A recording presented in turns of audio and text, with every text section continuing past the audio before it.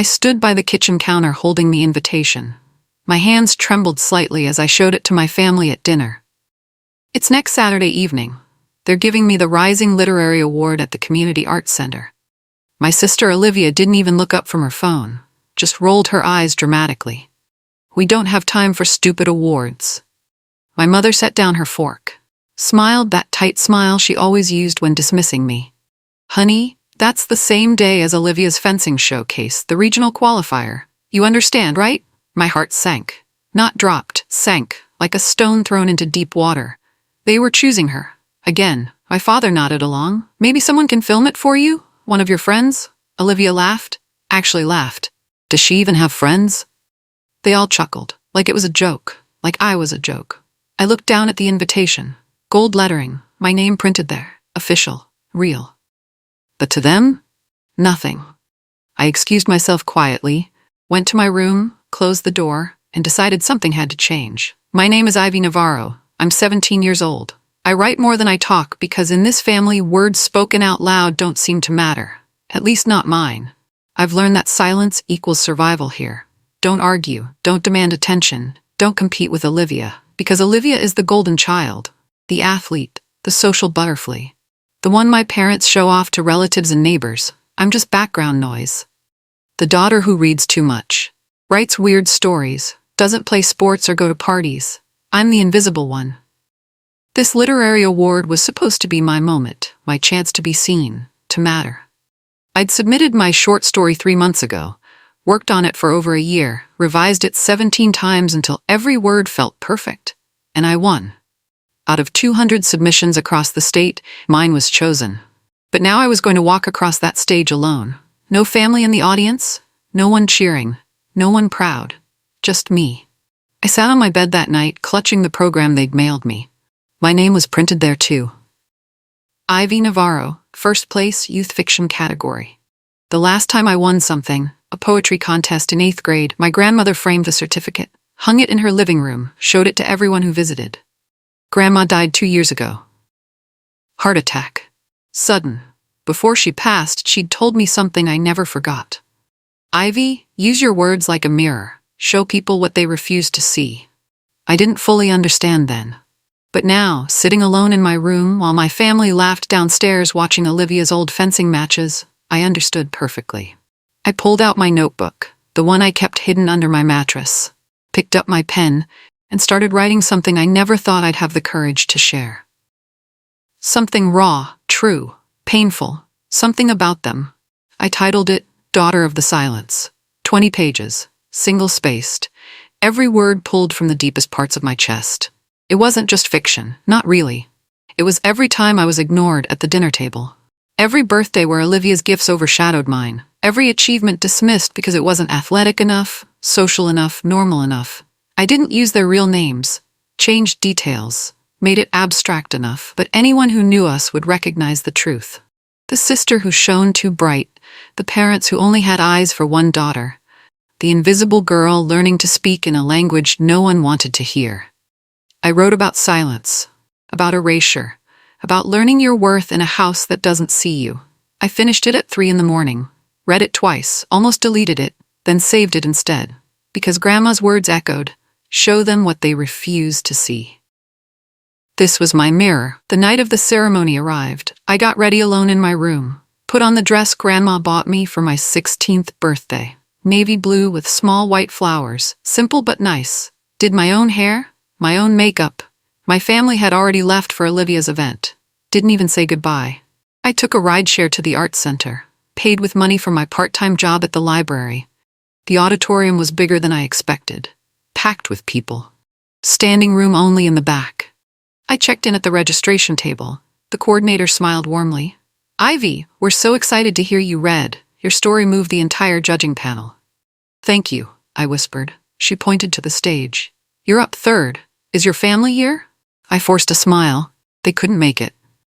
Her expression softened with understanding, or maybe pity.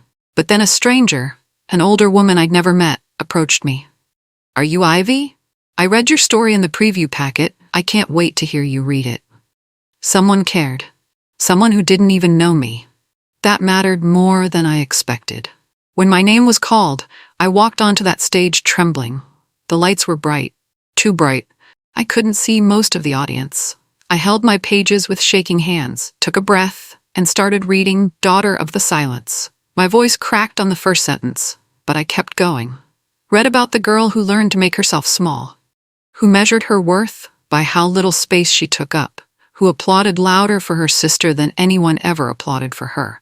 The room went completely still. You could have heard a pin drop. I read the final line. She realized the silence wasn't just around her, it was inside her, and only she could break it.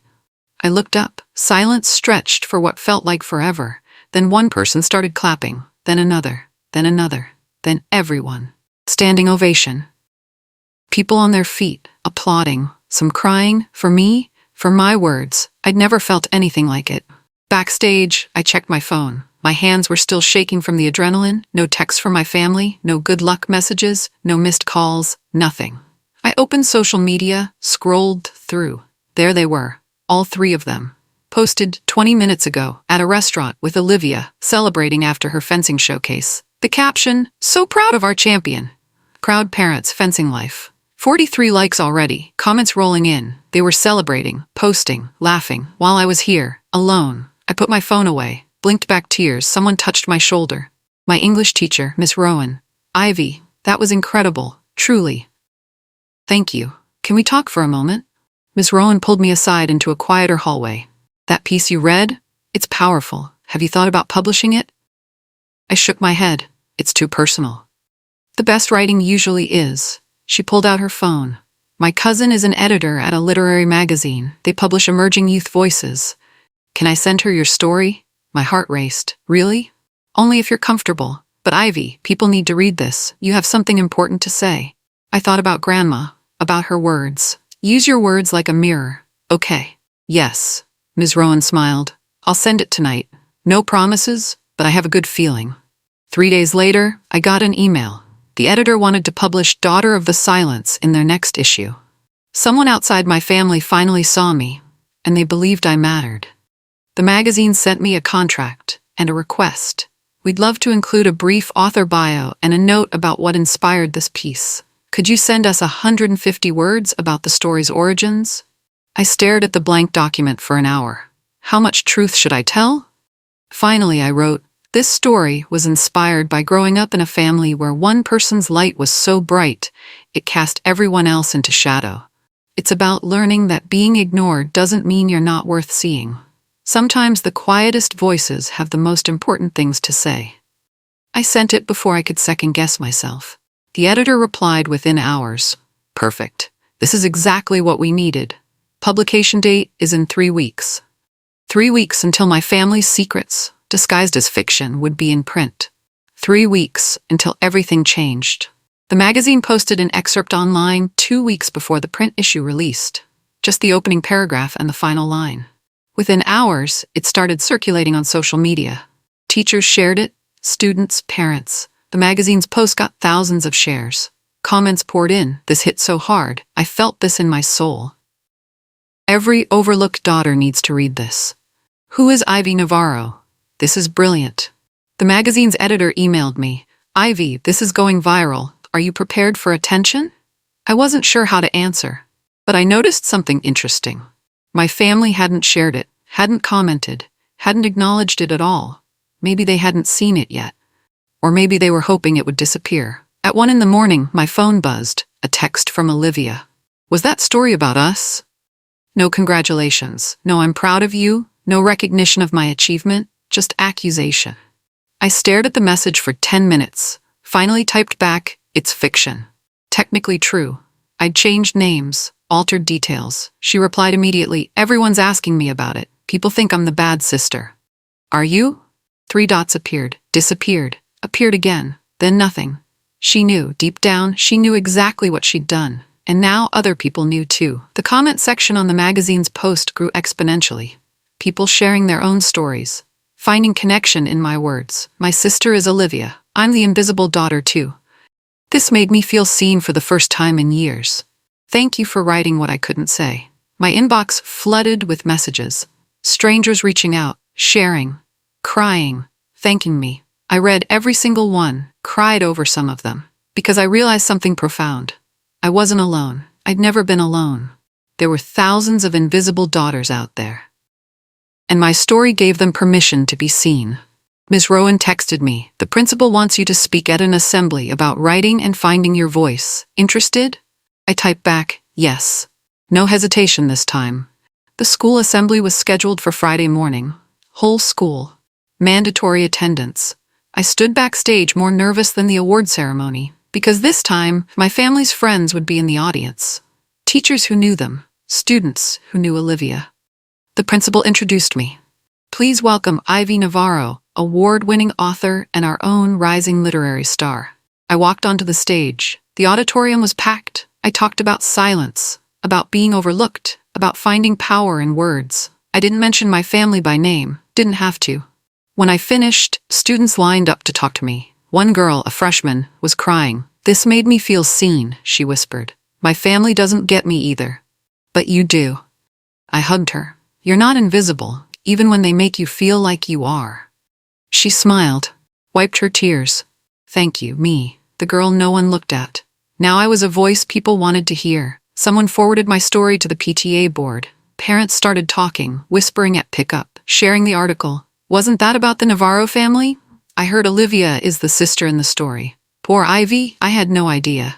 My mother's friend texted her. "I know because Mom confronted me about it. Sylvia forwarded me your story. Is this how you see us?" The silence at home, already heavy, became suffocating. My father stopped making eye contact with me. Olivia stayed in her room.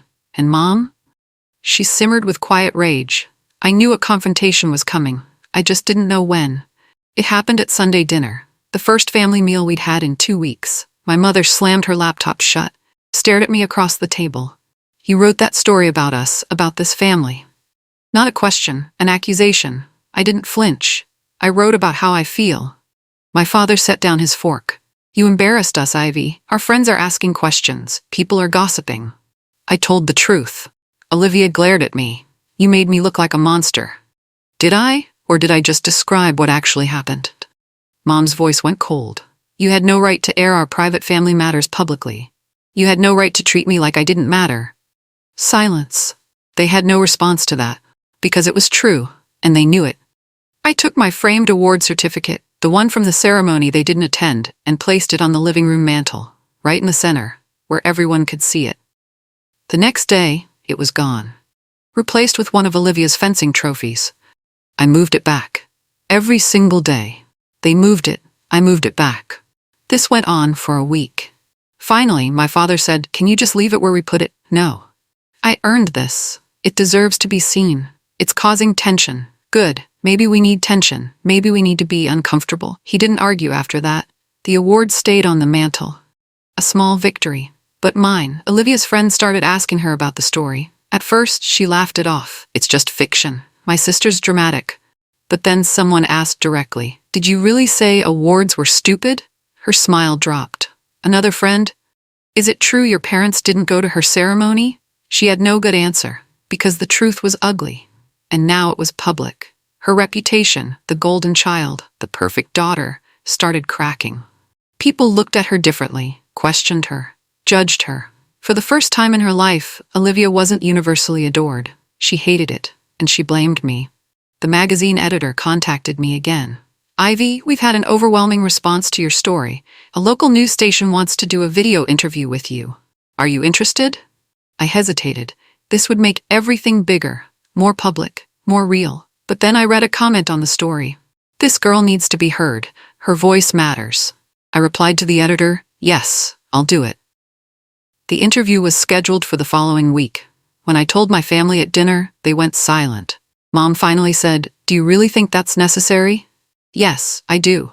She had no response, because for the first time I wasn't asking permission. I was making my own decisions. Olivia cornered me in my room the night before the interview. "You're making me look like a monster. Everyone at school is treating me differently." I looked up from my laptop. I wrote about my experience. "You're tearing this family apart." No, the silence did that. I'm just the one who finally broke it. She started crying, actually crying. For a moment, I almost felt bad. But then I remembered every time she'd laughed at me. dismissed me, made me feel worthless, and the sympathy faded. "I'm sorry you're upset," I said quietly. "But I'm not sorry I told my story." She slammed my door on her way out. For the first time in my life, I didn't cry after a fight with her. I'd meant what I said. My mother tried a different approach. "You're tearing this family apart," she said. Guilt trip voice fully activated. I looked at her, really looked at her. "No, Mom, the silence was tearing me apart. You just didn't notice. We've always loved you. Love isn't just a feeling, it's action. It's showing up. You didn't show up." She looked at me like I was a stranger. "When did you become so what? So honest? So unwilling to be invisible?" She had no answer, because I'd changed, fundamentally. And there was no going back to the quiet, compliant daughter I used to be. They didn't own me anymore. The interview aired on the local news station's website and social media. I wore black. Simple. Powerful. They asked me to read a new piece I'd written. I chose one titled, "The Sound of Not Being Chosen." It ended with the line, "I gave up asking to be invited. I built my own stage."